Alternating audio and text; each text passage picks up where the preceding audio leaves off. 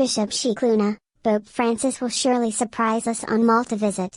As Pope Francis prepares to depart for Malta, Archbishop Charles Scicluna highlights the main themes of the apostolic journey and says the Pope will undoubtedly surprise everyone with his spontaneous gestures.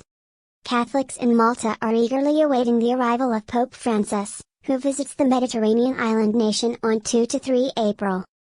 Ahead of the apostolic journey, Archbishop Charles Scicluna of Malta spoke to Vatican News about his expectations for the papal visit. Reconciliation amid Ukraine war.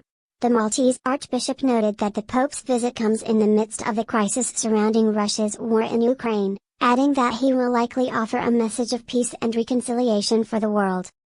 Pope Francis will celebrate Mass in the city of Floriana on Sunday, as the Church's liturgy focuses on the Gospel account of Jesus meeting with the woman caught in adultery. Archbishop Scicluna said the Gospel episode shows how the woman's wretched state, misera in Latin, to quote St. Augustine, meets the mercy of God in Jesus, a symbol of our own need for reconciliation with God in this crisis. Prophetic voice.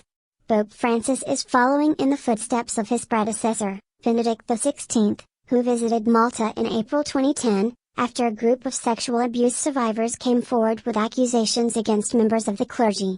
The Maltese Church issued a formal apology shortly before the Pope's visit, and Benedict met with 8 abuse survivors.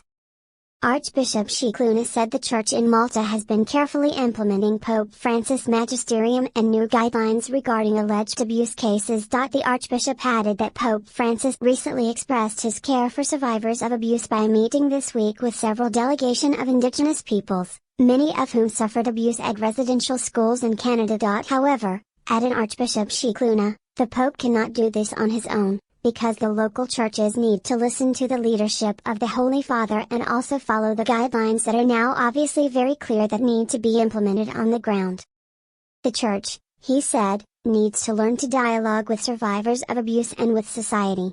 There is no other option but to get this right, he added. He said the Pope is always full of surprises, so, I wonder what we'll be able to say on Monday after all this goes, and let's pray it goes well.